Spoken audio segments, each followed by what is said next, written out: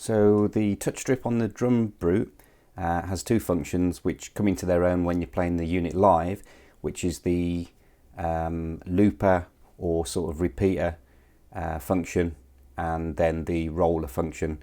To see what this is actually assigned to at the moment, if you hold down shift, number 9 where it says roller isn't lit, so that means that we're in the opposing looper repeater function. So if we have a little listen to what the looper does with a simple pattern, so based on where I press on the touch strip,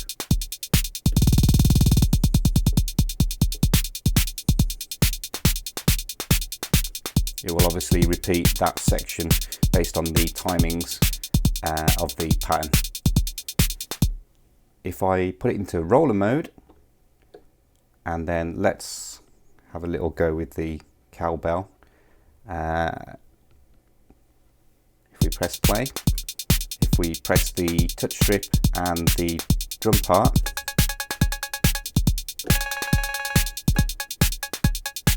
it will repeat or roll that instrument based on where you touch on the touch strip.